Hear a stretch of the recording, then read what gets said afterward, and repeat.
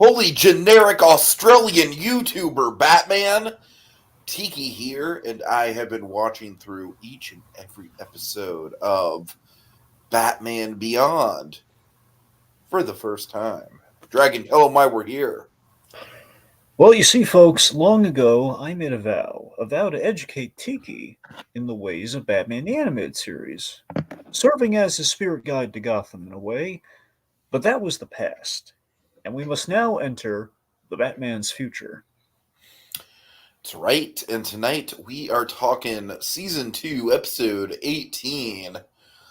It's Sneak Peek, and Dragon, I gotta tell you straight up, this is one of my favorites of Season 2 so far, man. I really enjoyed this one. It's got some of the best Bruce Wayne stuff that we've seen. It's not like an overly dramatic Bruce Wayne thing, but there are a couple there's a couple good contenders for the Great Conroy moment, I'll say this much. Oh, yeah. And then our villain, Mr. Peak here, Dragon. I say generic Australian YouTuber, just because. Dragon, do you watch Phantom Strider on YouTube? No. Damn it. Okay, I'm sorry. There's a lot of, I feel like in the animation community, there's a lot of people from Australia, in the geek community in general on YouTube. So when this guy is in his reporter mode, his on air personality, essentially, it very much reminds me of the Australian YouTubers of the world. But I'm just now seeing that it's Michael McKean as well, Dragon, which I didn't even know. Really? You mean to tell? I thought you were really excited about this guy because you knew who it was. I honestly, that just goes to show how good the episode is, though. Kogios, Michael McKean's character, tell me, when he's on air, does he not have a Phantom Strider vibe to him? If Phantom Strider was a little bit more sleazy, a lot more sleazy, I'll say. Code Geass might know this because he has reviewed YouTube channels, including our own. Yeah. Wait, what? Yeah, you didn't know this? No, I didn't know. How have you not told me about this? Well, I'm pretty sure I did, but I think you forgot. Probably. Is there a video? Yeah. Oh my god! I need to check it was while you were on your trip, so that's when it happened. But, Oh, okay. Well, that's how I don't know about it then. Okay. Yeah. No. So, Code Geass, back me up on this. Does this guy give off kind of a Phantom Strider vibe? Anyways, Dragon, yeah, like the episode quite a bit. Michael McKean, obviously, I would have not guessed McKean just because I think the Australian accent is just very prominent. Yeah, I'm just saying not the personality, just the voice. Just the voice is what I'm trying to get at. Anyways, Dragon, let's just go over some background here, and then we'll get right into it. Yeah, so this was directed by the great Dan Reba. The great Dan Reba, who did Blackout and Hooked Up, some prominent, Bruce and Terry episodes. Blackout specifically, a little bit of Hooked Up there for just, kind of like some, some kind of grounded realism there. For sure. In the world of Batman Beyond. I believe the story on this was Alan Burnett, the great AB, man. The little lifeblood in this episode. Let's get some AB in there. Oh, God. But, so Alan Burnett, he did episodes like Meltdown and one of the parts of Rebirth. The main writer on this, though, of course, if you think Alan Burnett, Alan Burnett's one thing. Alan Burnett's always a stamp of quality. Who else do we got on this? We got Stan Berkowitz. Burke. The writers from Burke. Oh, God. Writer from Burke. Yes, of course, he did some of the great episodes, just to highlight some of the Bruce and Terry-centric ones. 3, I think, have a lot of similarities to this one in tone. You have Shriek, Disappearing Ink, yeah, and Babel. Yeah, no, you're right. All 3 of those definitely do kind of have a similar vibe, for sure. Honestly, kind of an arc between those guys in all 4 of these episodes. Studio, Tiki, I want you to calm down here, okay? I'm going to tell you something. I think this is going to be about as breaking news as one of this guy's breaking news stories, Dragon. Yep, I know, Tiki. But so the animation studio that worked on this episode was Coco, and get this, don't I didn't finish it yet. Coco and a little bit of Dong Yang. All right, fair enough, fair enough. All right, so in all seriousness, a little background on this. This is actually a very beloved episode. I can see Lots of why. people. I can totally see why. I mean, it's no rebirth, but it is. It does make a number of top 10 lists. Mm. It's quite fondly recalled and remembered. It's a big episode for Terry and Bruce, and that kind of, as I said, kind of what the Berkowitz kind of arc you have going on within these episodes. This is one of the Hall of Famers for the Terry Dare I Bruce. say it? The stakes for Bruce Wayne personally in this episode have never been higher. I mean, in a sense, yeah. I mean, he's you kind of have to question like the real stakes for him, but yeah. I mean, it's attacking. It's kind of attacking something personal to him. So it's kind of personal stakes more than there's like actual stakes for him because he's not putting on that costume anymore. He's not necessarily. I mean, No, but he's I'm got just another. saying, like the whole like my nomination for the Great Conroy moment is Mm-hmm. a Oh, I moment. know you're. Oh, I know what it is. It's gonna be Well, great. it's specifically like where he's kind of like resigning to his fate, if you Yeah, will. I know. That's the one. Yeah, It's gonna be yeah. great. Oh, I can't wait. Yeah. All right, so we have a special guest star this episode, the great Michael McKean, of course, beloved for many roles. Most famously, you have Lenny from Lenny and Squiggy from Laverne and Shirley, but also for us in our circles, Chuck McGill from Better Call Saul, Of course. and I believe just with the accent, I'm pretty sure it's a reference to Spinal Tap. His Oh my character from God, Spinal you're Tap. probably right. You're I can't probably remember right. his That's a good character in call. Spinal Tap was Australian or English. I can't recall offhand. One or the other, but still, it kind of goes to show that he can do a good accent. I mean, of course, McKean had done voice work and animation a bunch, Uh-huh. and like for my go to with him in animation is, I mean, there are a lot of good examples. I mean, for me though, my go to is because it was the era like we all came up in. It was Johnny Bravo. He was King Larry and Johnny Bravo. Oh man, yeah, yeah. Yeah.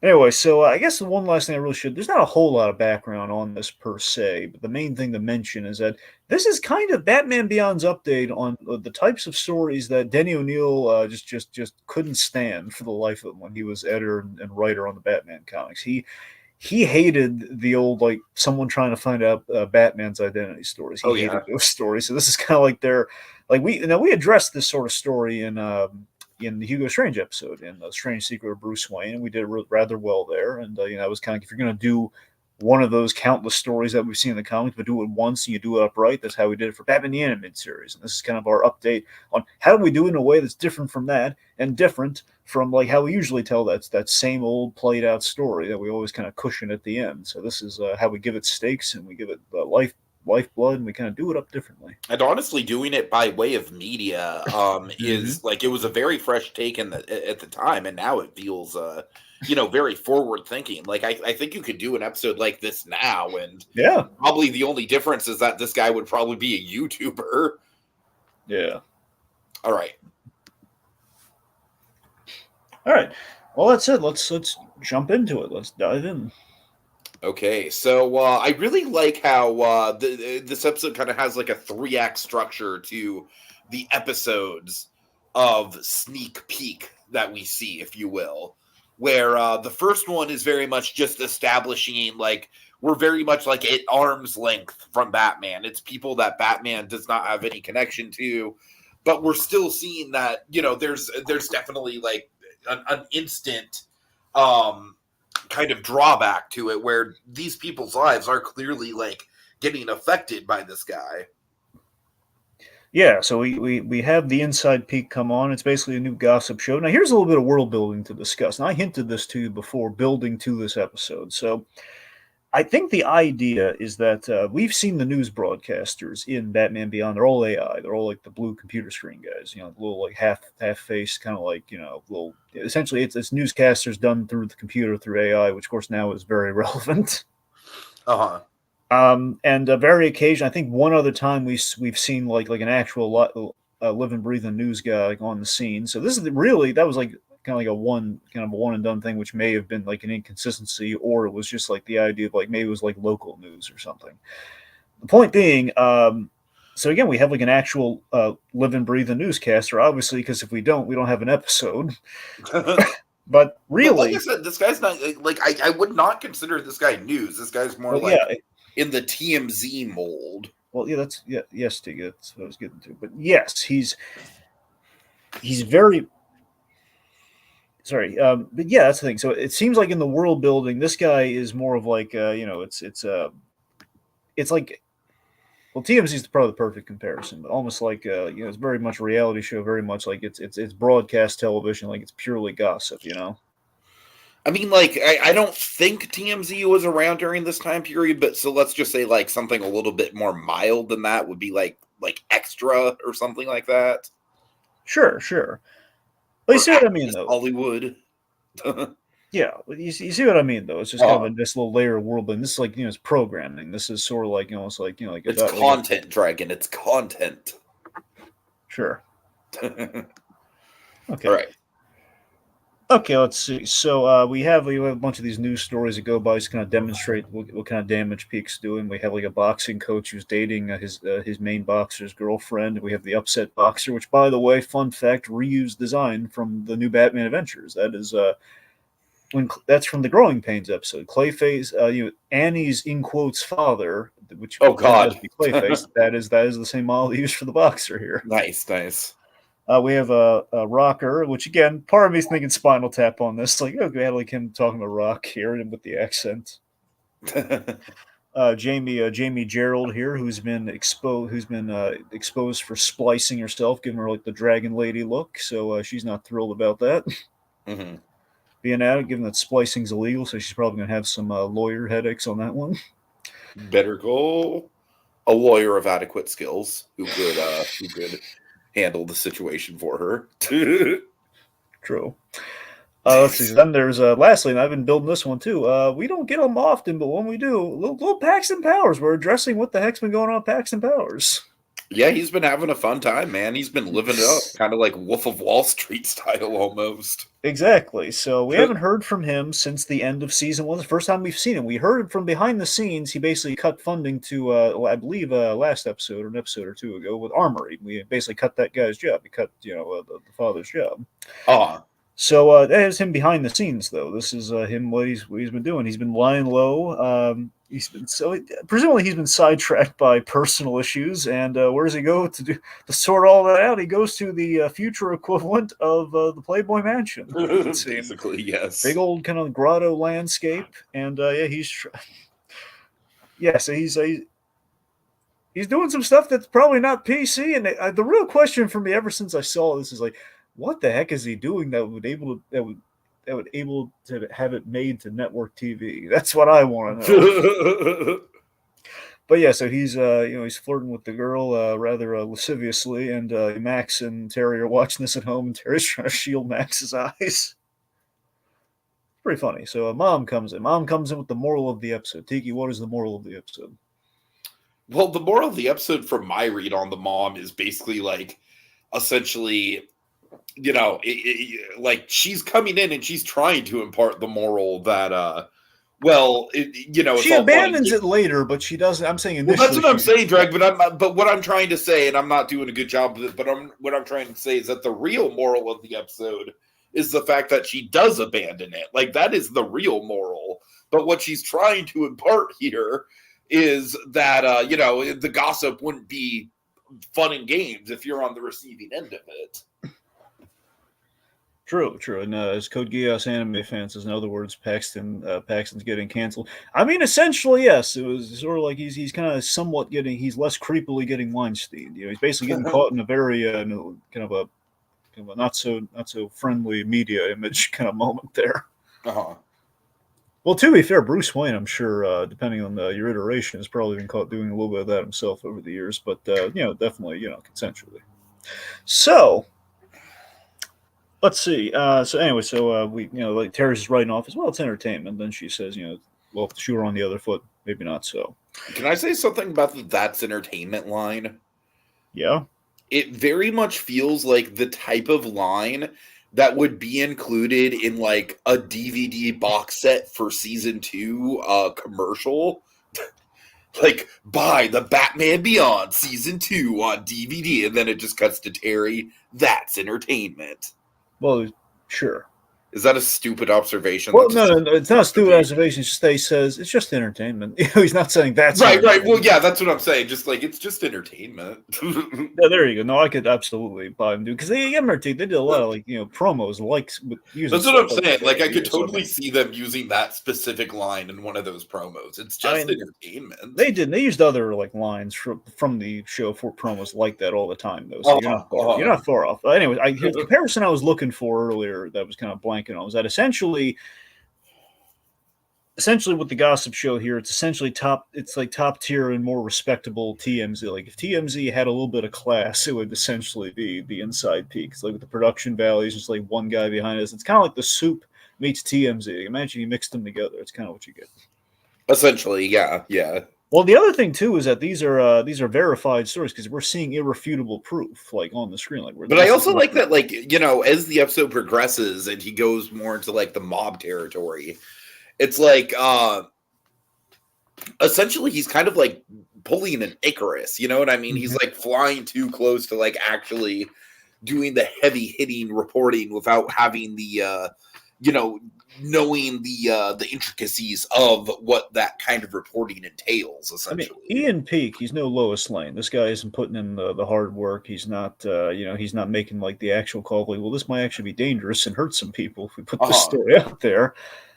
Because again, he's not a real reporter. He's a gossip columnist practically. He's just more of a gossip anchor, I guess. Right, right.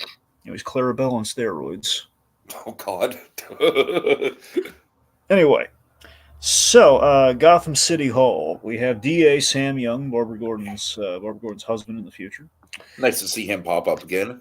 Yeah, so Sam Young, he's gone to great lengths to to sneak a key witness in the in the Tong investigation, Mr. Lin. He's trying to sneak him into the building and get him to flip on the organization. So the Tong being kind of like I think like a triad sort of deal, Uh-huh.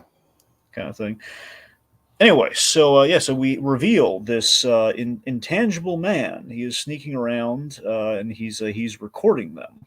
The way I would describe it visually is like he kind of looks like moving TV static. Which is a really cool idea, right? Uh-huh. Uh-huh.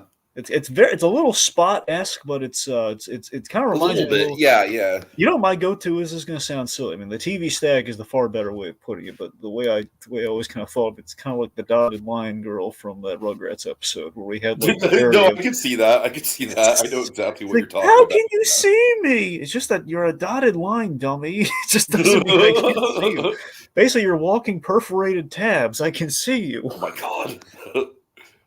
Anyway, so Mr. Lin here, he goes on about their 500 Tong in Gotham, and they're involved in sports betting, gambling, weapons, and everything. So, and again, what's really cool here too, just with this criminal enterprise, it does kind of make a logical sense for the unspoken world building of Neo Gotham, where Neo Gotham is very much, I think, the world building and the implication has always been that we had like an overseas influence, given that all the animation from Batman the Answer has always been kind of like like going overseas anyway. So it feels like what if we kind of lump that into the show and the reconstruction of Sure, Gotham? sure, sure. Or again, it was where things were going in the '90s, everything being built in Japan and everything, which is kind of like, we're still Yeah, kind I of there, hear but you. not as much as we used to be. So it's kind of that's the logic. So I think the idea being the Asian infrastructure of Neo Gotham, maybe some criminal organizations have that's we've expanded the mob in Gotham to have a lot more of like an international influence, which we've kind of seen in the first season with all the Derek Powers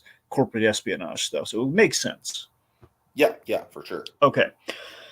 So let's see. So the intangible man, he gets because he's intangible, but he's not invisible. That's the very key distinction that we make here. Kind of like the dotted line girl, which is why I kept going with that comparison. Is that he is seen and he does punch the guy. So the alarm gets sounded. Enter the Batman, and we have this I do great. like the moment really quick where Sam does think he sees something out of the corner of his eye. It's like, Mhm. so, that just goes to show he is absolutely not invisible. He's just kind of sneaking around. He's Yeah, essentially got camouflage. yeah. Uh-huh. So let's see. So we have this great exchange here where Bruce warns Terry over the headset. City Hall, better be careful. I'm always careful, but you've never had to deal with politicians before. Oh god. Oh yeah. It's a cute bit. You know what though? It's a cute bit, but it also shows kind of where we are in the Terry Bruce kind of arc of the series here. Where it's like they're in a groove, man. They're twee and la here, man. They're yin and yang. They've been doing this for a while, and Bruce is gonna he's gonna have fun with the kid here, Sure, sure. which is something he so rarely ever did. It's like this is kind of like him getting back to like the good years of the Bat family to an extent. A little bit, a little bit. And also, again, as I've said before, he gets to play Alfred here, which is so sweet for this Batman. That Bruce Wayne gets to play Alfred. He gets to make the snippy comeback as the guy in the chair.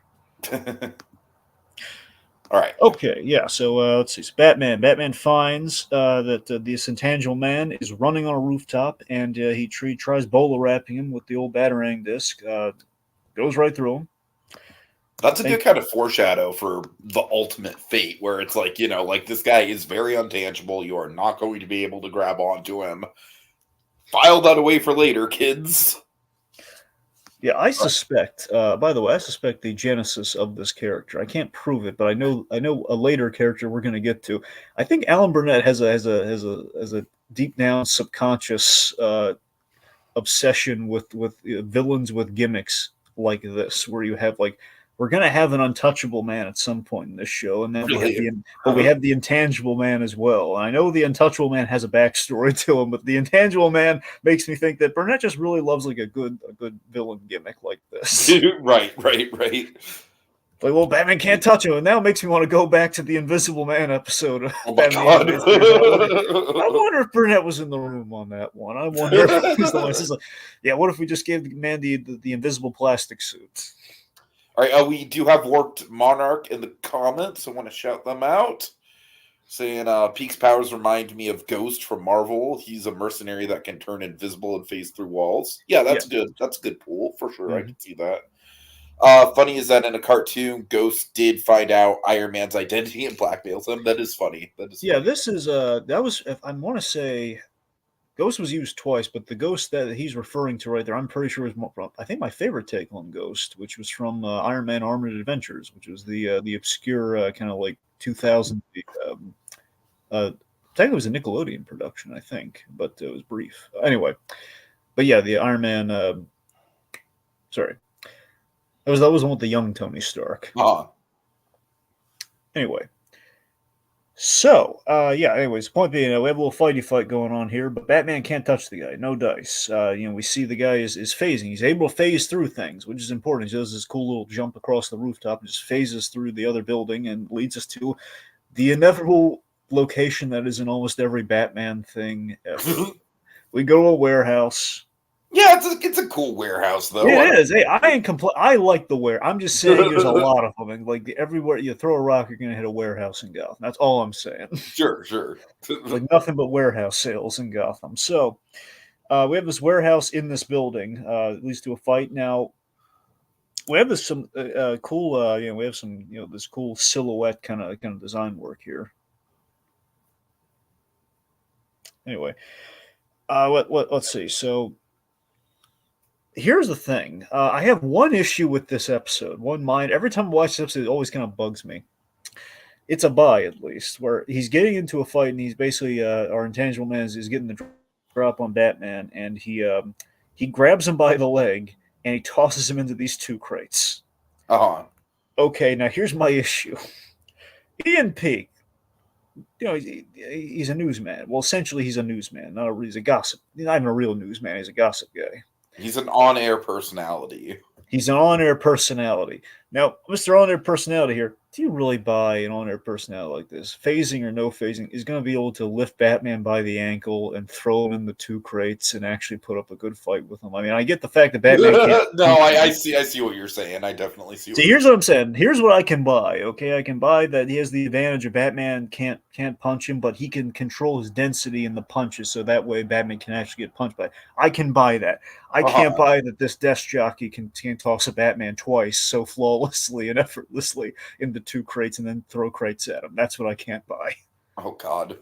Like I'll give him I'll give him throwing the crates. I'm feeling generous. I'll give him the crate throw, but I won't give him like the tossing him by the ankle in the crates. Anyway, it's my only nitpick with this episode. Kogiel says, well, this Batman is younger and less experienced. Also lighter, apparently. It's not an experience thing. I'm saying it's a physics thing. This episode's Right, technically all about right. physics. All right, so it's kind of noticeable. So speaking of physics, we get a big fat exposition dump from I gotta say a rather charismatic teacher who seems like a one off. Yeah, but you know what? It's nice progression on Terry too. Terry's staying awake in class a little bit more here. Terry's learning. He's really Yeah, yeah, he's he's pulling actually a engaging with it. get, picking up a few lessons from the old Batman here, where he's like, you know, Batman, he traveled the globe, he learned the little things I can at least learn in high school. You know, it's a step. So yeah, he basically he's believing basically I think it's physics class specifically because we've also said that Terry falls asleep in physics a lot. So this I think it's definitely intended to be physics if anything else, especially given the subject matter. So we're basically given this demonstration. I'm sorry. Well, Tiki, there's actually something we kind of glazed over real quick. We should bring up. This is important for Act Three. Yeah, sure. During the fight, what kind of ends, Batman, he's chasing him down to the basement, and the intangible man, he basically pours accelerant, he basically kicks like a fuel tank or something, and he lights it on fire. And there's a foreshadow to the terrible thing that he did to get that belt. Sure, yeah. So a little bit of a foreshadow there, and then he gets away, and yeah. So anyway, so we revealed the intangible man to also be Ian Peak wearing this belt. So anyway, so Terry's asking good questions in science class here. Oh, Mr. McGinnis, you're awake. So he asks, like, okay, so if could an object pass through solid matter? And could a solid object pass through one another? And he says, well, not traditionally. I mean, it was thought to be. Most scientists have thought it to be impossible. You said most. Well, yeah, there was one scientist, and there's a great transition for you. There was one scientist who was the head of research at Wayne Powers. So brings us to the Batcave. Great transition to Bruce Wayne talking about Nobuataka. You know what's funny is that I feel like we've hit a nexus point in the Terry and Bruce dynamic where Terry is now intentionally going to Bruce, being like, Bruce, slideshow me. Yeah, there you go. Yeah. So there's this. Seriously, I always love this detail that Bruce Wayne was always, at least in the animated series, he was always really nice to his employees. He really cared about these guys. Because Sure. again, this was like him kind of honoring his parents in the corporate setting. So at least that's the ideal. Like traditionally, like you look at the Nolan Batman, that Bruce Wayne, he really, he let Lucius Fox run the whole thing. He didn't really care. But we did see that Bruce Wayne did make an effort, even though he was Batman putting on the face of Bruce Wayne. He did care about his family's name with that company. Mm-hmm. And so it's the fact that he treated the employees well here, and the fact that Nobuataka, like over the years, he actually he was really interested in with this guy, and he actually kind of befriended him. So we exposit the whole deal with vibrospace. Vibrospace essentially moves the molecule, allows the molecules to vibrate in such a way they could pass through. They could pass through each other. You know And what it this is kind of reminded me of, weirdly enough, is the whole gimmick in the Flash where Mhm. you can vibrate through stuff. Well, that's exactly it, Tiki. That's exactly Yeah. what the Flash does. He vibrates his molecules at a high speed, and he basically allows them to phase through things. So essentially this is a technologically based version of that, which I speculate. And mind you, this is before they had a Justice League show, so this is kind of coincidental. But the Flash did show up in Superman the animated series. So they did have him. I wonder if perhaps in the grand scheme of things, retroactively, this might have been Bruce Wayne having an interest in this because of the Flash and knowing that guy Ooh, and seeing yeah, it I could see possible. that. That was my headcanon on this, but that's, again, it's a retroactive thing because they did not have Flash in their In other making words, this episode. Dragon, it's just a theory. Yes. All right. All right, so then we learn Taka died in a fire years ago, which destroyed all of his research. That's going to be an important plot point, kids. File it away. File it! So let's see. So we're on the elevated subway platform, and Terry sees Peek Out's Mr. Lin on his show. He outs Mr. Lim. Literally, the whole conference. There's no responsible reporting here at all, kids. It's No, like, no, no. That's the thing. That's the difference. Like, like I said, he's wanting to transition into like, oh, I'm going to be a hard hitting journalist, not just a celebrity gossip person. Like, I get the vibe. That's what he's trying to do. But like I said, the difference is he's got no tact whatsoever. yeah. So, but we should probably talk a little bit more about McKeon here. What do you think? How do you want to talk about him, his performance here? Well, I Aside mean, from I the already acting? kind of addressed like my whole read on him is kind of like colored by the fact that there's a very Australian demographic when it comes to nerd culture on YouTube. So for me, like, well, one thing I will say about his performance actually is that I do appreciate that there is definitely a palatable difference between his on-air personality and then when he's off air. So that's one thing I do like because when he's off air, you can tell like he's kind of like in the moment, like working through these stressful situations, and his body's literally evaporating in front of him. And but then when he's on air, he does kind of pull the charm. So I do like that kind of like double sidedness to his role here. Absolutely. I mean, he kind of says it later. This guy's the epitome of obsequious. You know, he's just this really. Again, he's just this really. You get a sense that he loves holding court with the viewer. So I mean, there's something kind of there, and there's enough charm, but there's also just like such irresponsible like dissemination of the information. Just this guy, you exude that he loves being a showman, but he doesn't care about these stories or care about making a difference at all. Like it's not people need to be informed. It's just like it's a ratings game, you know. Well, I don't know. It's interesting. I kind of feel like I have a slightly different read where, like I said, my read is more so like I think he wants to be more than just like a gossip person, but Well, I like think no, he wants the respect of like an right, actual right, news. right. Like he But yeah, wants you're the absolutely right respect that of he doesn't he's actually care about the yeah. stories. That's like he wants the status of the reporter. He doesn't Right, want to right, necessarily like he. exactly. Yeah. It's like he. I think this guy knows he's never getting a Pulitzer, or I guess I forget what the prime time. I guess the prime time Emmy in this case. I guess that's what he would get. I think that's what we do. Did we do that for the news? Did we do that for the newscasters? Is that what we give them? Or I don't wait, know. actually, you know what? It might have been. Might is it a Peabody? Maybe it's a Peabody. I don't know. Anyway, too many awards, kids. So, A Kennedy Center honors. all right, okay. The point being, this guy's not getting any. He's not looking for the prestigious awards. He's looking for the cushy lifestyle and the recognition. Right, And right. like again, he wants to be the respectable TMZ guy. Yeah, like Yeah. like he's not out to be like he's not out to be like the face of TMZ. You know what I mean? Like that's not what he wants to be perceived as. It's at least that's how I read it, but he's like I said, he's very much taking shortcuts in his career to try and reach that Well, status, I which love that is he's essentially he's the answer like to it's like Summer Gleason without any integrity at all. You know, which we kind of saw in Batman the Animated Series. Summer Gleason definitely wanting the scoop and being a little insensitive at times, but she again she was a responsible reporter. Like for example, like Batman hands over the the Mister Freeze origin story to her, because knowing she'll put it out there like, where it sure, should sure. be, you know. So anyway, so Peak here, he's having some stomach issues, and they're chalking it up to it must be tension after you expose the mob like that. That'll do it to him. So, anyway, so very arrogantly he says, "I'm untouchable," which Oh again, my god. set up line. So bat entrance here, really great scene here. Bat entrance with the He's got a couple camouflage. really good ones with this guy. Oh yeah, you got the again the camouflage.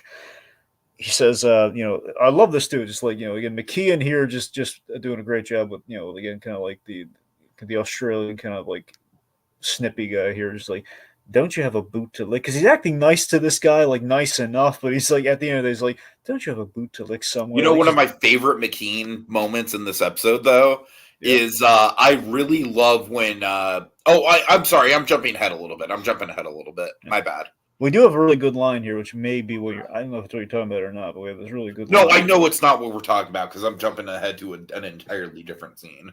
All right. So Batman confronts Peak with his suspicions here, and it's just like basically accuses him of you or someone you work for can walk through walls. He says, "If I could walk through walls, I'd be a very rich reporter." Okay, I'm glad you bring up that line because that's another really good line, and it's also kind of like something I was talking about with like he's not on air, but he's still kind of like on stage. You know what I mean? So he's not Yeah. like he's not laying on the sleaze, but he's still kind of like pulling a line on Terry a little bit. Does that make sense? Yeah, and I love that we, I the like how there's audience, layers to his performance in a way. and I love that it was addressed very early on. Like we, the audience, are not really wondering who, if there's a connection there, if it's right, because we were informed really early on, like this is the guy. This is certainly the guy. So it's the fact that it's nice to see kind of a scene play out here. We know that we know our bad guy here, and Batman's smart enough to discern it here, and it's this great moment of like, you are. It's like, yeah, he's right. Batman's right. Yeah, it's putting the pieces together nicely there. And of course, as before Batman can press him further, Mr. Lynn shows up and logically tries to kill him for ruining his life. I know, right? Yep, he's he and so I guess some probably not Tong affiliates, but probably some hired muscle for his own crew or something like that. He and the bunch there show up and try to like use a bazooka on him. Uh-huh.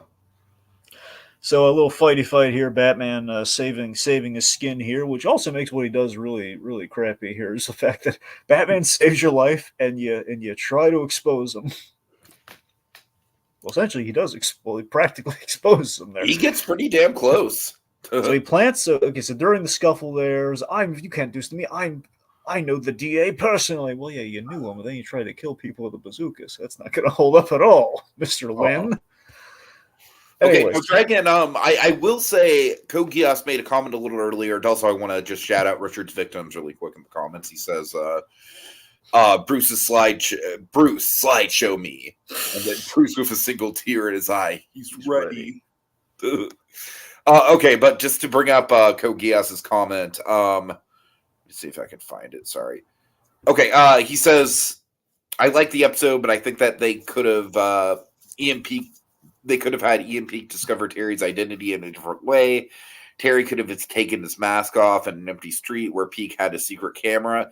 Dragon, I think that's like the one little nitpick of the episode. It's not really even a flaw at all. I would say it's just kind of like, I think it's a little bit overly convoluted how we get the camera inside of the Batmobile. I don't know. I do kind of agree with what Gias is saying here, where I feel like there could have been a little bit more of a clean way to do it.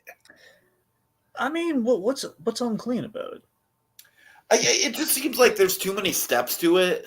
Well, he just puts it on the car during the fight. That's like but what I'm saying is that he has to like he puts it on the car, and then he has to get lucky that they discover it and take it off of the car, and I don't know. Well, no, they didn't take it off. It's still mounted on the car when it records them. They didn't take it off the car. They took it off after Bruce found out on the news that made the news. He's looking for how the heck that was shot from that angle, and he found it on the car. I don't know. I guess you're right. I mean, remember this too. That camera, we've seen that camera before. T. That camera was the little plastic, hidden camera that was from Last Resort. So that's a stealth camera. All right, fair enough.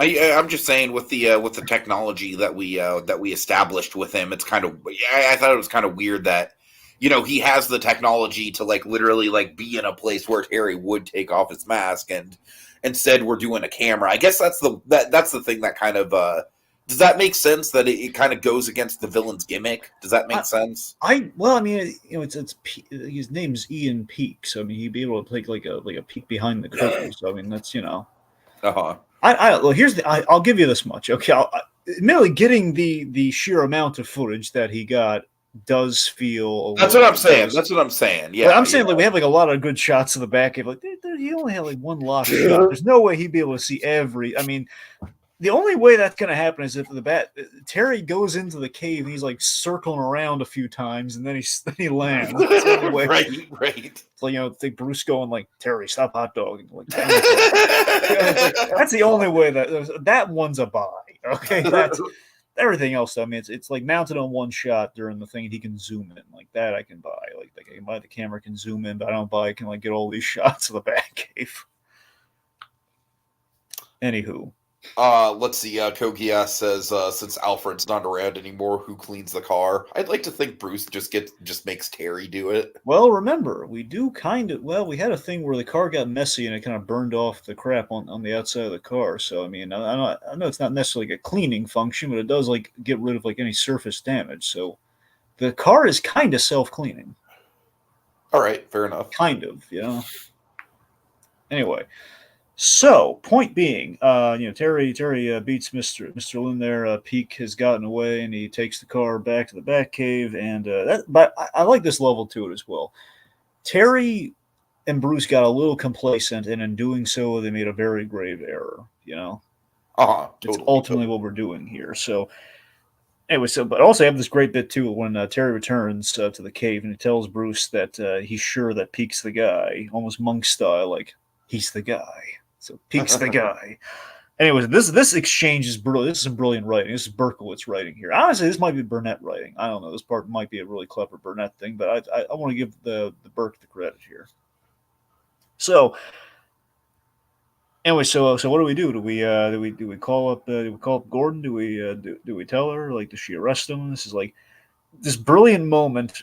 This I brilliant feel kind of like like this line kind moral. of goes hand in hand with the whole politics thing. It's like Bruce Wayne is really doing a commentary this episode. He's really being topical this episode. I just love this like moral dilemma they have here, where it's like this mundane dilemma almost, where it's like arrest him for what?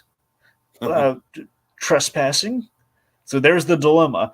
Like Peak isn't really, and I love how Bruce lays this out there. I mean, this isn't like the Conroy moment, but it's in the mix. It's in the barrel. Like Peak isn't really a criminal unless being a reporter counts. Yeah, you're right. That's a good one, but it's not really a great Yeah, I Conroy. know. Like it's not truly in competition. It's a good line. But I think Bruce is right here, and Terry's frustrated all the while. Peak gets the scoop here because that's the thing. He is just trespassing. He's not. He is not. He hasn't done it again until we learn the thing we learned later in the episode. I mean, the main thing he can get him for is, well, he set that basement on fire with, unfortunately, it's gonna be hard to nail him down on that one. At the very least, I saw a man walk through walls. Like, well, Right, exactly, that's where you're gonna exactly. go to. Like, imagine that Gordon Batman rooftop scene where Terry's trying to do like a traditional Batman Gordon rooftop meeting, and he brings this. Is okay. What do you have for me? A man walking through walls. Like, okay. Well, who did he hurt? Well, technically, no. He's just For people, walking through walls, Jim. It's unnatural. he's very reckless. But lit something on fire. I mean, did anyone get hurt in the fire? Did any massive property damage happen? I mean, just the floor of a building. I mean, well, yeah, it's Okay, you're right. That does sound like the most delightfully mundane Gordon conversation ever. And I love it. at the end. Like, if it was traditional Batman Gordon, Gordon would be like, you want to grab a bite to eat? Okay. Okay, Little Blue's in the comments. Yes, Little Blue, we will be watching Merry Little Batman and reviewing it for seasonal shenanigans. So yeah, that is indeed on our radar for I'll give sure. you a tease. I'm a little worried about it. Oh, okay, okay. All right. Okay, so anyway, so Pete gets the scoop. We reveal the camera. Now, here's something to talk about. Here's the animation glitch in this episode. It's great all throughout this episode. I wonder what you felt about it. As you can tell in this image, Tiki, Peak does not have like the white part of the eyes. It's an Right, right, aesthetic right. choice. Now, to be fair, in the animated series, in the DCAU at times, specifically in the original series before we get the Justice League, they kind of went back and forth on this sometimes. Some characters did not have the whites of the eyes, some did. Sometimes it was both. But never really in the same episode did we do it as crazily as this, where Peak, like Act 1 and 2, no whites of the eyes. Act 3, we give him whites for the eyes. Now, okay, I do wonder though, is that a deliberate choice because of his situation with the phasing? No. That's the thing. It's No, not. you don't think so? No. That's We giving it too saw how much the phase. credit. All right. We saw how the phases work. There's no reason like because he has white eyes. Yeah, Therefore, it's fair just like enough. that. That's Fair it. enough. I'm just saying there is like a progression to him as the episode goes on, Well, but here's why I bring it up. There are two very notable examples here. I mean, the most famous one, the DCAU, is Superman. Superman in the animated series, honestly, Superman through the entirety of the DCAU did not have whites for his eyes except for very occasional kind of like guffaws in the animation where for this shot they wanted to give him whites of the eyes because otherwise it would look really weird if just this little black dot just kind of moved around. Sure, sure. So that's like when he's shaving, for example. They kind of gave him the whites of the eyes, otherwise it might look really weird. That or like when he's looking Right, really right. angry when he's fighting Darkseid, we gave him some whites in the eyes, but traditionally no whites. Bruce Wayne, it's the other thing too. Like Bruce Wayne wide shots, there's like we just give him the pupils, but then we kind of go back and forth on that. That's the thing. Like occasionally they did that, but then they realized no, he looks better like with the whites of the eyes. And then then eventually gets Superman, it's like, well, we're kind of doing the old Bruce Wayne thing. Then we're just kind of like we wanted to differentiate. I don't know. It's a whole thing. Anyway, I'm drifting off focus. Back onto the episode.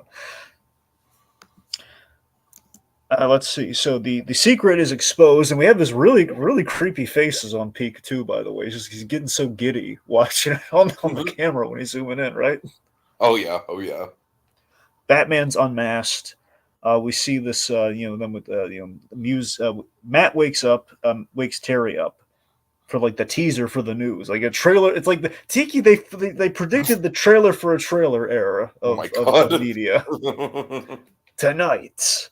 You have we've unmasked Batman. We're in this museum full of mementos of a nearly forgotten crusade against crime, which is a really good. I gotta admit, Tiki, I would absolutely tune in for this if I heard that No, headline. no, you're right. That is one of the good things about the episode is that it does do a legitimately good job of like getting you in the headspace of if this was real life, it would be very compelling television.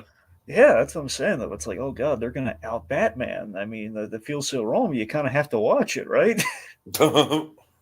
All right, so Bruce Wayne calls, and we have this. They've been run. He all the outlets have been running it twice an hour since before dawn. He reveals that he holds the camera. He plants it in the Batmobile, and he crushes the little camera there. And Terry, let's give credit to Will Friedle here. Terry feels Will Friedle does a really good job in a later scene, particularly. That's his big landmark scene, which we're about to get to. But still, Terry feels awful for this. He feels devastated. He feels like he goofed up and he ruined the legacy of Batman. He feels terrible about this. And Bruce isn't giving him comfort here, but he is telling him something that is. I like this the great Conroy moment that we're about to talk about here. Yes, yes. Bruce tells him this. I like to think as a way of saying this was an inevitability. It's not your fault, but he's not giving him those exact words because it was a mistake. I think it's kind of like it's kind of half and half. Right, he I think doesn't it want is him to feel like completely off the hook, but at the same time, he doesn't want him to feel like it's like entirely his fault. like Batman being the Like at a prepared certain point, guy. you're right. It is an inevitability. It's like it's something where I'm sure this very scenario, not this exact same scenario, but this concept of being unmasked has been rattling around in Bruce's head for like his entire life that he's been Batman. I mean, we saw in that Hugo Strange episode, he did have a contingency in case he were found out. So, I mean, Bruce has prepared for this sort of thing, but you can only hide from that for so long. Eventually, it's going to catch up with you. Sure. So that we have the great Conroy moment here, where I love the staging of this, where he gets up after smashing the little camera, his head is against the bat suit in the case, so it's Bruce Wayne with the bat ears. If you look at it, it looks really nice. It's nice and Oh yeah. symbolic there. I always assumed I'd be found out sooner or later. It's just galling that a piece of garbage like Peak had to be the one. Like, oh, that reminds me of one of my favorite Like I Batman said, it moments. speaks to like a lifetime of like the anxiety that comes with the territory of being Batman. It's like it's just kind of like baked into the job. I mean, let me tell you about one of my favorite things about that line is that it does couple one of my favorite moments from Batman the Animated Series. It couples that one of the great Batman kind of like honestly one of the great moments from Batman the Animated Series is from one of my favorite episodes, I Am the Night. And in that episode, you have the moment where really it speaks to the question that some people might pose, like, how do you kill off Batman? And in that episode, you have Bruce Wayne like looking into the cave, and he's saying like one of the I know one of these days I'm going to go down. It could be Two Face, it could be Joker, it could be Two Face, it could be some punk who gets lucky. Like that's Oh yeah, Batman. totally, totally. That's an all timer line for sure. So that to me has always been the answer to how Batman dies. I think it's just going to be a guy in an alley shooting him with a gun. I think it's going to be a Joe Chill that kills Batman. Honestly, if he were to die, Uh-huh. but Batman's Little fate. Blue, really quick. You're asking about Frasier Christmas episodes. Uh, Christmas in July is when we do our TV stuff, so we probably will do a Frasier Christmas episode. I can't guarantee it, but it probably will be on the roster Yeah. in July. But seasonal shenanigans is more so Christmas movies and Christmas TV specials and stuff like that, stuff of that nature. So that's kind of like the two distinctions. All right. Anyway, like I was saying though, it's if Batman were to die, I think it's going to be a Joe Chill in an alley, but he's going to save the parents of the victims in the alley. Oh yeah, yeah, for To sure. me, that's how Batman dies. Like he dies saving the family in the alley. Uh-huh. Anyway, so point being, you have this nice moment there. We have like the bad ears behind him. It's a really really good moment. So Batman Terry visits Peak, who's taking antacids again, all the stomach issues. He's feeling some side effects from the belt, and he says, "Come on in, Terry." It's like, "Ooh, we did the research." Like, "Oh, this guy." Okay, this is the moment with McKean that I really love. Not like the come on in Terry is great, but what I really love is when he's like, it wasn't hard to figure out who you were once I realized Bruce Wayne. And then I love his poking about like, was Bruce Wayne the original Batman? Was he he? Was the original Batman, wasn't he? I love that Dragon. I love that prodding. I don't know why it really stands out for me. Just like, he's so cocky about it. You know what I mean? Exactly. It's the fact, like, come on, you've already lost. Just right, roll right. over for me, okay? You've already lost. Just let me bury with style. Come on. But so Will Friedle, this is actually seriously, this is like one of the all-time great Will Friedle moments of acting in Batman Beyond. We really do have to talk about this, where he says, like, "Look, I don't care what you do to me, but he doesn't deserve this. He's done too much for the city to wind up in the middle of a media circus." And then you have the great, again, I love that it's coupled, like, we get some great acting from Will Friedle, given an excellent scene partner in Michael McKean, who's saying, "You really care about him. He really means a lot to you, doesn't he?" Like, yes, he does. And then we have this thing like, you tell so many lies, you stop remembering what the truth sounds like, like what sincerity sounds like in this business. That's a great line as well. Yeah. I think I kind of jumbled. This episode is just chock full of really good lines, Dragon. So he has like, you forget what sincerity sounds like. Want to say it again for the cameras? right. That's him in a nutshell. Though, where Peak again, there's enough charisma just to lure you in for a moment, and then there's the rub. Like, I want to say it again, just completely undercuts and undermines any actual point or hope that things might have actually worked out there. Sure. But Terry, it's a rare scene because like Terry's unmasking while he's in the costume with this guy. It's an interesting scene. Yeah. Anyway, sure. So he leaves, and Terry's also got to prepare to make his bed on this one because not only is Bruce going to be found out, his face is going to be plastered everywhere. Everyone's going to find out, and the people he's worried about finding out, it's going to be his mom, it's going to be his brother, who are tuning into the broadcast with glee. I love how casually the mother just like blows off the whole like, man, what can I say? I'm a hypocrite. Exactly. That's essentially what that is. Yeah. Like, I was wrong. This is gonna be fun. Like, being out.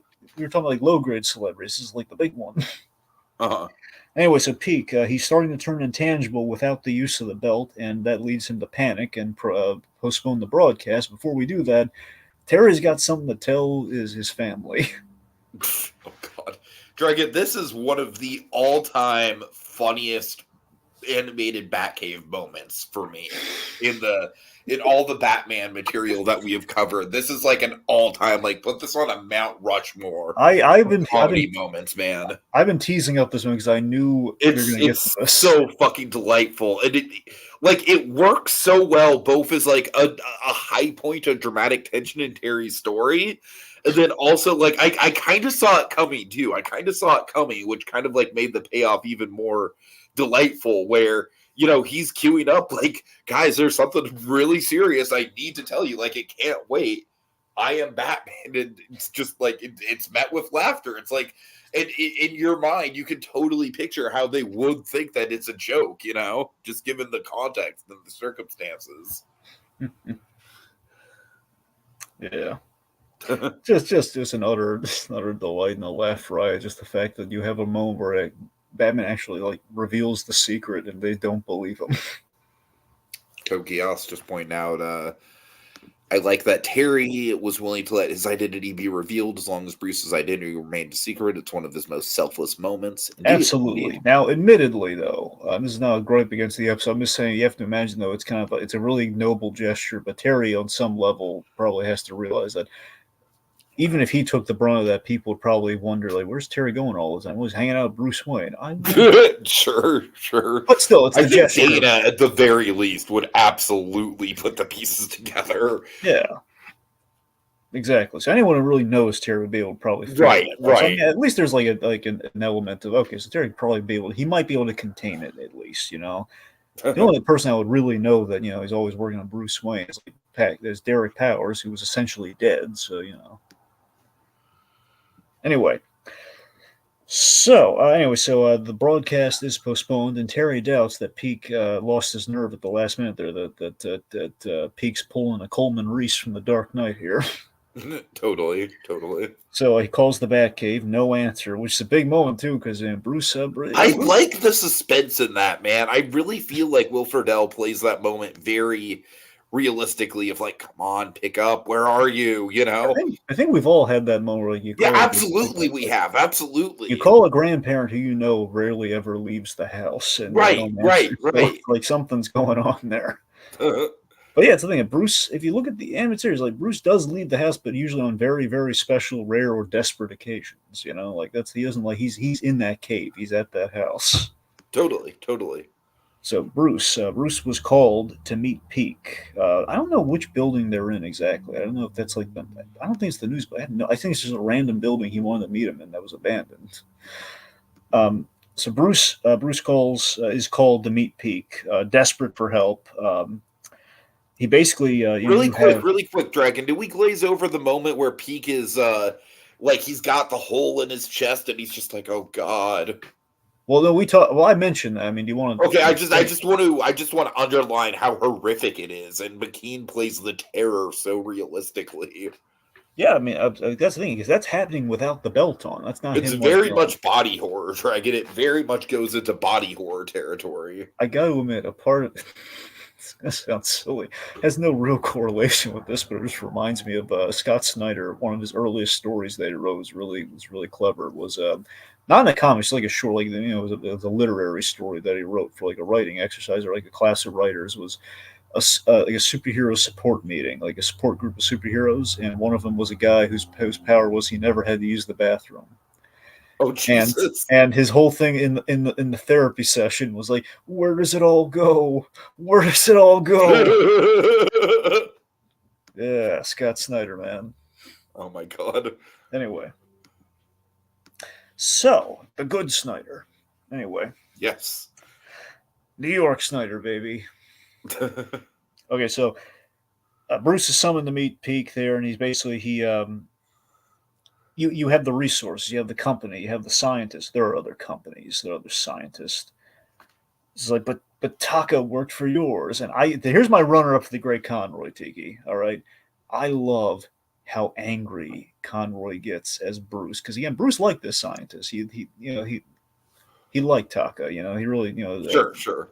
so he was, and of course the fact that Taka died, I think, kind of bummed him out. So he's putting the pieces together here. The world's greatest detective is at work here, and he's figuring out what happened, and he's already just upset with this guy. So it's just seeing Bruce Wayne just get, kind of seeing our crotchety old man just get really angry, get going the full Eastwood with this guy. He's just great here. He says, I was the last one to interview him, and he has this great delivery of Taka would have never talked to someone like you.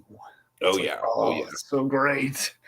Is the fact that he knows in his gut. He's having his procedural moment there, just like calling him out. Anyway, so I have his research and his belt right there. It's just like, you stole it. You started the fire. So he solved the mystery. You started the fire. You killed Taka, and you took his research because you wanted power and influence. To him, it was just an experiment. To me, it was power, and I used it to build like a whole career. uh So then Bruce is like, give me one good reason to help you, because I know your secret. I know who you used to be. And then his head starts to go like staticky, and he says like, "You're losing your head," and he just turns around, and he walks off, and he's so he's offering him the footage, and this is such a wonderfully, I think the kids would call it a baller moment, Tiki. This is a wonderful moment here where he's when he's walking off, and he's just like sorry, and Peak is like throwing the disc at him, like the only copy he's throwing at him, and Bruce doesn't even turn around, so lets it hit him in the shoulder. He doesn't care. It's very much like the whole I'm not going to kill you, but I don't have to save you, right? This episode does kind of have like the ultimate version of that. It really does. Because Bruce didn't do anything to him. No, he didn't. But I love how casual he is about it. Like, he does not break a sweat about this guy's fate, Dragon. Yeah. Hey, like, I love how it's like, okay, well, we'll get to it. We'll get to it in the climax, but I really do love how the climax plays out. Like, the dichotomy between Bruce and Terry in that moment. Oh, yeah. But yeah, it does speak to kind of Batman now versus Batman then. All right. And also Richard's victims, or I'm sorry, well, Richard's victims, he's just saying, to be fair, the identity of a legacy vigilante is something most people who are against this kind of thing would be hypocrites for. Indeed, indeed. But Wart Monarch says another reason why Bruce is willing to let Peak die is because he sees Peak as no different than the bastard that killed his parents, and his gossip would have put Terry's family in danger. Indeed, indeed. That's a good pull. It's a good pull. I don't know if I'd say it's 1-for-1 with like a Joe Chill, like a man who's going to kill a family, but a guy who's going to willful, like a guy who's going to a man driven by desperation who will endanger a family. So I guess I can kind of see where he's coming from on that. So sure. All right, let's see. Because you're right. He's right though. I mean, Terry's family would very well be endangered. It's the Spider-Man dilemma. It's of course. Aunt May and Mary Jane are going to be target numero uno for the bad guys. So anyway, Peak is not doing well with this revelation. So he's trying to attack. He's trying to throw Bruce Wayne off the roof. He's like, if I'm going down, I'm taking you with me, old man. This Batman refusing to save someone, but he's a really awful person, though. Right. Anyway, so then Peak tries to shoot him, and then Batman swoops in. He enters. He's trying to fire at him, but then the gun phases through his hand. He's literally losing his integrity. Oh my god! To quote Alfred, as if he had any to begin with. So then gravity tape. This is a nice little. Okay, apparently the real science of this wouldn't necessarily work, but it's kind of like the perchance the dream logic of we don't care. We don't care. It's really good for the episode. Like, I don't even have to cite that. It's just like I do not care. I love this concept. It's so like the same logic of like, okay, if he could do this, he wouldn't be able to breathe. Which who cares? Right. Okay, so gravity. But we have a really cool line here. So basically, he's starting to sink into the floor there, and Bruce Wayne reveals like gravity, the only force that has any effect on him now. So Terry, he's trying to save him. He's so basically what I love about this climax is it's essentially like Bruce Wayne is like so content about this being his fate, right? Whereas Terry is still kind of like in the early days of Batman mode, where he's like desperately is trying to cling on to him, Yeah. And I love that dichotomy. I love how Bruce is just very passive. Like, this is the most chill that I've ever seen about someone like legitimately losing their life. I really love. I think the ending of this episode is so cinematic with the editing and everything. We're kind of going between Bruce. Like, it feels very much like a button ending for like a noir tale almost, where he's grabbing the disc as Terry's like, as we kind of counter, as we kind of cross cut with Terry flying to different levels of the building all the way to the basement to try and save Peak, and he finally gets him. He's just like, Peak, you got to stay solid here, and he's trying, and for a moment it's working. But it only works for so long. He then starts to phase out of there, and he just like he's going through the floor, and he's kind of doing. This is really great on McKeon here, where he's initially laughing and then sobbing at what's about to happen. Right. Where it's just kind of the laughter of like, oh god, this is so terrible. It's like that thing where everything's crashing around. You laugh for a second, then it's the Walter White thing. It's the crawl. Oh, totally. It's totally the Walter White thing. Yeah, that little crawl space homage there. Well. Crawl space prediction, I guess. Anyway, So, yeah, he phases through, and then Bruce. Okay, it is a little BS though. There's no way Bruce Wayne was able to get there that quickly. He's an old man. He's on the top floor of the building. He's going to be able to get to the basement of this whole building that fast. Elevator or no, I don't know if he'd be able to be there in time. I don't know. Maybe an elevator. Who knows? But anyway, so Bruce exposits that. What do you think happens to him now? We'll probably sink until he hits the center of the earth. Doesn't get more inside than that. And again, I love how it's like Bruce Wayne is like facing like the horrific. And might I say, Dragon, just the scientifically accurate or no, this is a horrific fate, man. Yeah. Like this is very much like a fate worse than death kind of situation here. And And what do you Bruce is think? practically approaching it with like a sitcom tag. Let me ask you this: do you think Peak gets fried in the Earth's core? Or do you think he I just goes through? that's I imagine that's ultimately how he goes, right? Well, that's the thing. I mean, you have to wonder: does he go? Is it the Earth's core, or does he go to the other side of the planet? Like, Oh how my does he god. does he pass through? That's the question. Like, that's the thing. Plus, we have this whole air thing where, like, I mean, could he even survive in space? Like, how would that work? Okay, I mean, people criticize Batman and Robin for the ice puns, but Bruce makes a few puns of his own in this episode. I mean, hey, he's this making a few puns, but look, I love Batman and Robin. It's one of my favorites, so bad it's good movies. But yeah, the ice puns are a little much. It's constant. It's constant. So, yep. anyways, Cool body. Kokias also says this works better than Batman Begins because there's no way to save Ian Peak as opposed to Ducard. Right. Well, All some right. people would speculate that Batman couldn't really carry anyone with those wings, which I mean, we essentially saw he slowed that landing in the Dark Knight. He didn't really like fly anyone away with them. Sure, sure. So, Dragon, just final thoughts is I clearly think we have a top five contender on our hands here as far as like the stuff that we've covered so far. And as far as season two stuff goes, I don't know. It might be my favorite. Like this really is. I can see why it's up there for people as far as favorite episodes go. It's got drama. It's got some killer comedy. Just some really really killer comedy moments, especially Terry's confession. It's got some really great Conroy stuff. It's got a good villain. Cool tech. Yeah, it's got a little bit of everything, Dragon. It really is all around a very, very incredibly solid episode. Good episode, solid moral, wonderful strides in the Bruce Terry, the relationship at this point. Just really, really good stuff, and does feel like kind of a really good benchmark in Batman Beyond. Honestly, it might be the high point of season two. A lot of people might. I don't know if many people would agree with that or not, but it's a really good one. All right, well, really big thanks to Kogias, Richard's Victims, Little Blue, and Warp Monarch for joining us in the comment. Y'all rock. Really appreciate you. All right, Dragon, let's get out of here. Cue us up. Batman turned babysitter, a recycled '90s plot, Emmy bait.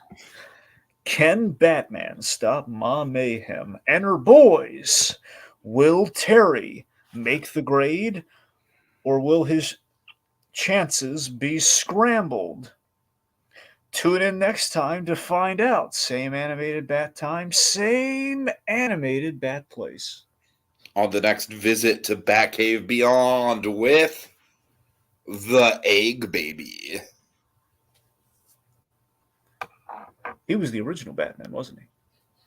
Wasn't he? Come on.